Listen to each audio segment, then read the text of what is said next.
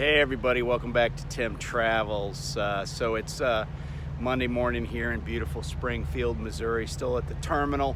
By the way, it's a historic date. On this date, 58 years ago, President Kennedy was assassinated in Dallas, Texas by Lee Harvey Oswald, who, by the way, is a Marine, or was, a Marine veteran. Remember I said not all veterans are great people. But anyway, so let me just set the scene for you real quick. So I got up this morning, went, took a shower, and got a load dispatched to me, and I'm picking this up. It's this trailer behind me. And, this trailer just came through inbound. And I love our inbound guys. They're always on the ball. But I want to show you something that they missed, and they didn't miss it because they weren't diligent. They just missed it because it probably couldn't be seen by them, and I'll show you why in a minute. But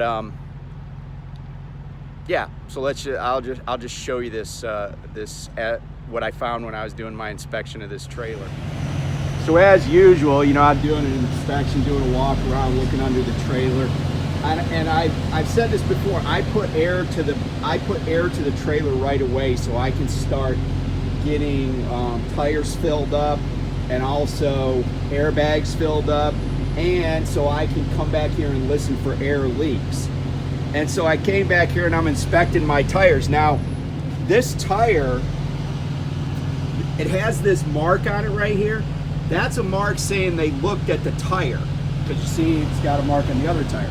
But here's the deal. Now, this little blemish right here, I don't think it's really a big deal. It's not some DOT thing.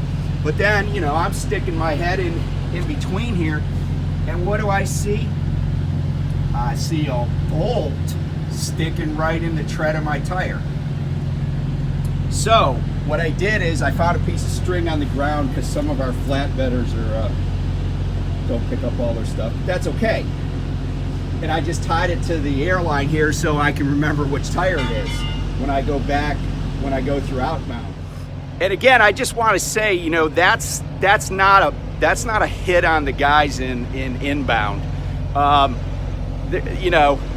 thing was probably on the ground, and so there would be no way they could see it unless they rolled the trailer.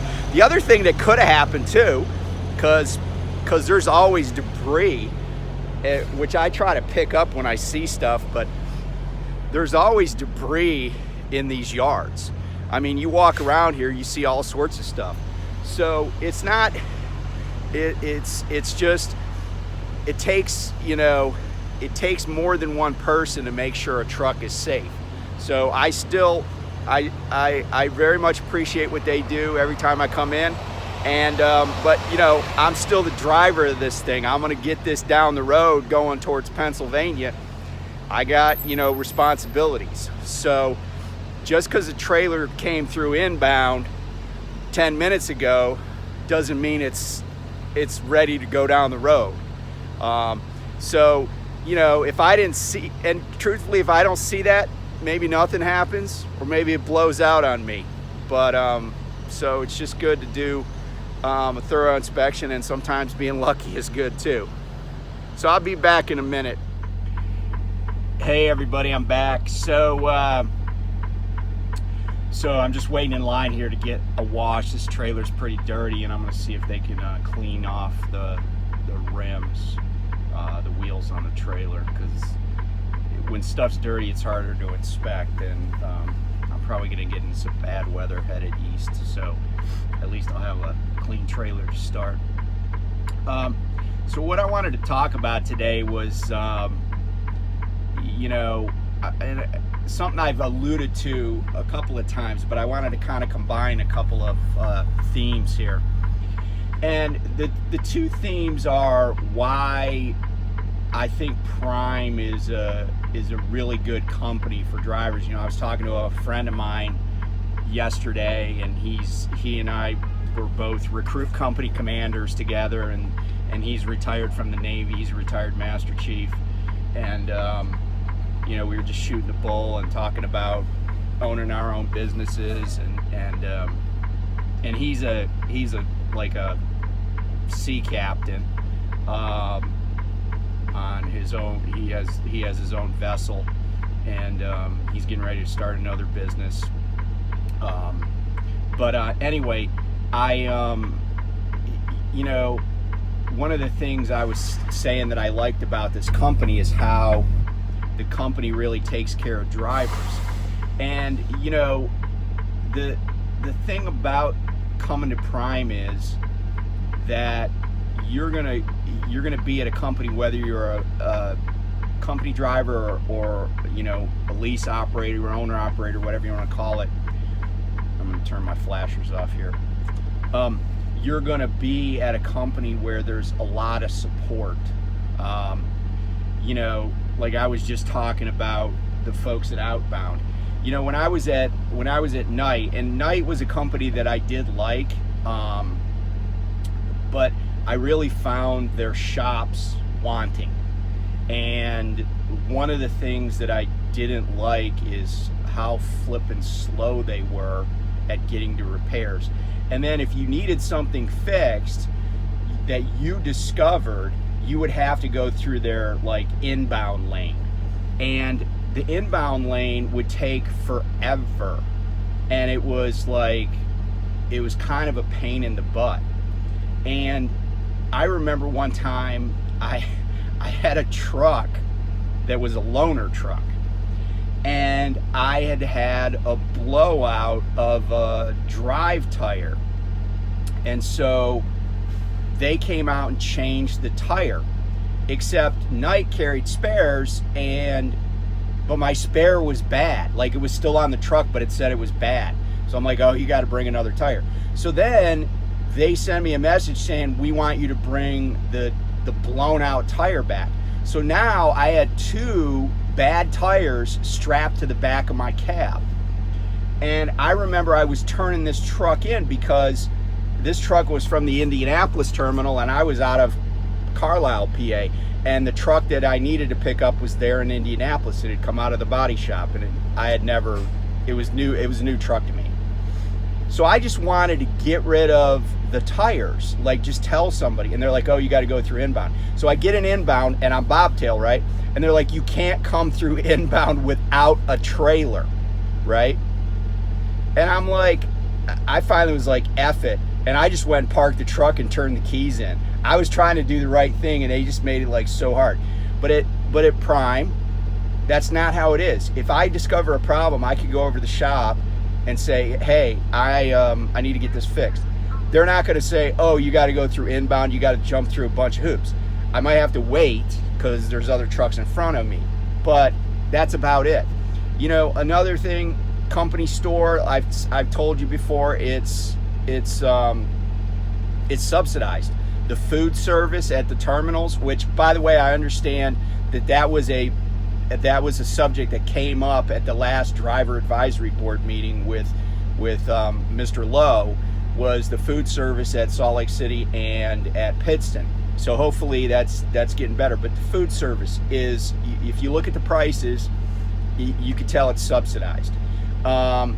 There's just a million little things that Prime thinks of.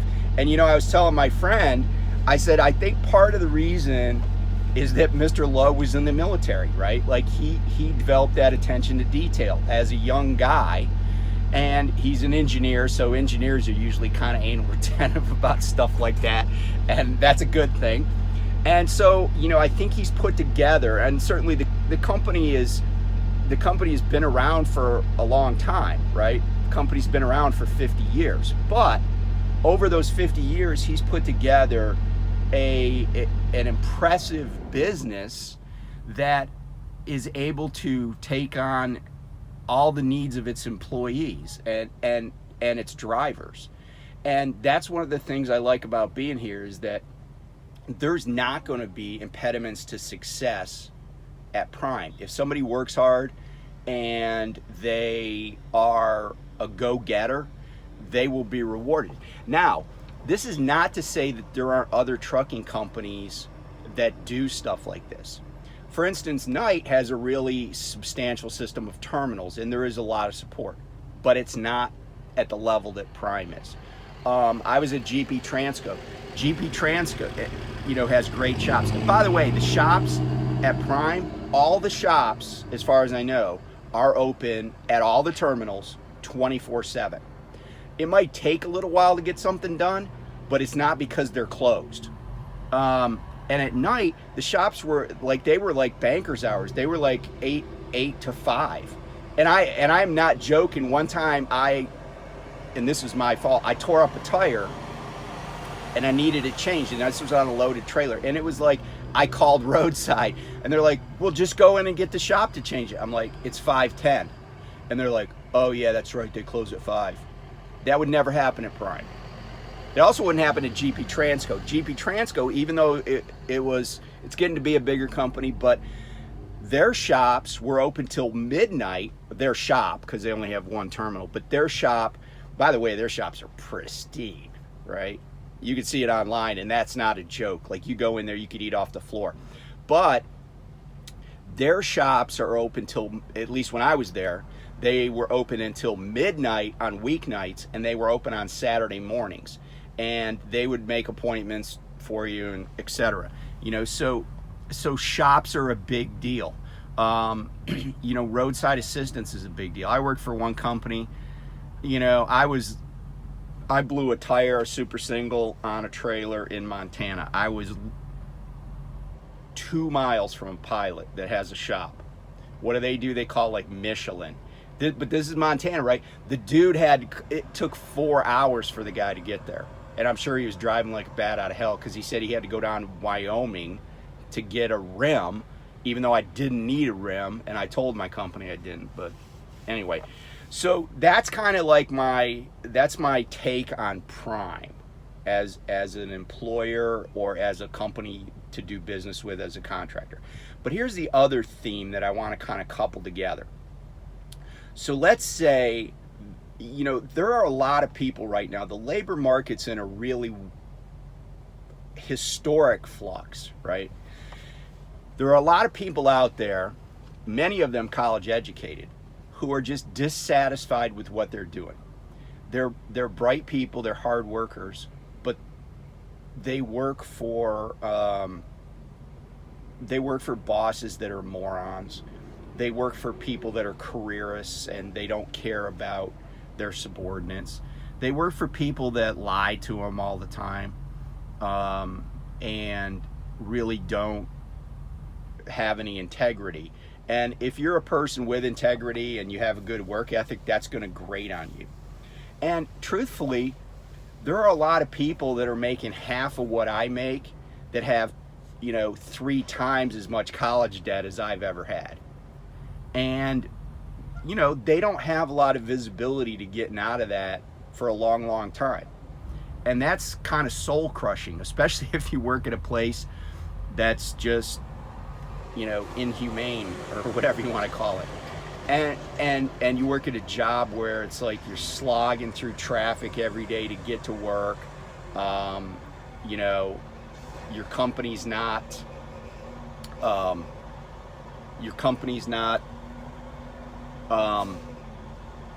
the kind of company that you really want to be around, and no matter how hard you work, you're not really doing any better, and they're just piling more crap on you. I worked for a company where the guy that owned the company had this habit of like promoting people. Get in that line. You're fine. He had a habit of promoting people, but he wouldn't pay them anymore. He would just give them a new title. And then when something went wrong, he'd be like, oh, well, you're the vice president of finance, even though it's a guy that, it's a guy that just got out of college with a marketing degree, and that was, and this is a guy that would also promise people, like bonuses and stuff and never deliver. I'm like, well, and I left, and so you got to ask yourself, is where you're working for you? Do you feel wanted? Do you feel a sense of camaraderie? Do you feel like your company really, really wants you to be successful? Because if you don't, then, and your situation is such that you could do what I do, you might be a lot happier doing what I do. You know, I got a corner office here that, you know, sometimes I'm in the office at night. I'm just gonna creep up here. And sometimes I'm in the office during bad weather. But, you know, a lot of the time I'm, you know, seeing cool stuff and traveling around the country. And, you know, if you paid attention to where I go, you know, I go coast to coast. And, you know, some days it's great, some days it's not so great. But even the not so great days are behind you, and you know, they're in the rear view mirror. Like sometimes literally. Like I might have to wait for 5 hours to get it loaded. But then once I'm done there, once that kind of brain damage is done, then I'm out the door. You know? You know, it's behind me. And I'm, you know, and it's not like I have to go back to that shipper the next morning, right? I don't work there. I just had to be there for a while. And, you know, I've been in the position where I was just like, it's Sunday night, and I'm just like, look, I'm just staring at a week and a half's worth of work that has to get done in the next 5 days. And, you know, I'm like, you know, I want to take 2 weeks vacation, and they accepted my request for 2 weeks vacation, but I kind of know they're going to ask me to pare it down. You know, and that's if you work for, you know, here's the thing, like in my position right now, you know what my company's vacation policy is? I take as much as I want. Why? Because my wife runs the company that I work for. You know, if my wife wants me on vacation, then I'm going on vacation. And, you know, it's a great feeling. Now, don't get me wrong, it's a lot of work. Like, you got to hustle. You got to be smart about things. You got to use the resources you have. But if you're that person who knows that you could do better if you were given a chance, here's your chance. And again, this is not for everybody. You're not going to be successful if you're like wanting to be home every weekend, at least in the OTR world. But if you have a little bit of, you know, latitude, and you got a situation at home that you can be out, or maybe you have a significant other or spouse, a dog that's willing to go on the road with you. If you're a lease operator, you can bring a dog and another person in the truck, and they're not going to say anything. So it's doable, and it's a malleable career. So and you know, like I've said in the past, you gotta do your due diligence. You got to do your homework. But if you're that person that I'm describing, you probably are able to do all that. You know, I met a woman the other day who, I mean, she was pleasant, but she's like a shift manager at this Hardee's or whatever it was in this truck stop. And I said, she's like, I'm so done with, you know, fast food. And, you know, and I said, why don't you come drive a truck? And she's like, you know what? As soon as my kids are old enough, that's something I'm interested in doing. So there, you know, and like I said, the situation has to be right. I'm not saying just like, you know, come out here on the road if you don't have things taken care of. And people that I meet that are kind of very contemplative about it, they sometimes say, hey, I got to hit the pause button because there's a couple of things I need to take care of at home before I come out, and they want the situation to be right. And that's the other thing too. It's like, you know, you want to make sure that if you're jumping into a new career, that you're completely ready to jump, and there's not going to be something holding you back. Now, you know, like, full disclosure, as an attorney, I've still had stuff I've had to take care of even after going into trucking. I still had money in trust accounts that I had to like get rid of, basically, like disperse and stuff like that. So, you know, there might be a couple of jobs where that's the case, but you'll figure that out, right? Like, and you know, and the other thing too is, and I'll go back to a little bit about Prime. One of the things that I've said I really like about Prime is the diversity here. There's a lot of women here, a lot more than a lot of companies. Obviously, there's, you know, a lot of minorities. I've met people from all different stripes, I'll call it, right? When I say that, I mean races, creed, sexual orientation, gender identification. I haven't met anybody that has said that they don't feel, you know, welcome here, or they feel like it's a threatening environment or anything like that. So I really think this is a company where all are welcome, and I like being associated with a company like that. So anyway, thanks for tuning in. Give you an update. I got to put together some good info, some good geography, geology, history. I feel like I'm letting everybody down because I've been like focused on a few other things, but we'll get back to that. So anyway, thanks for tuning in.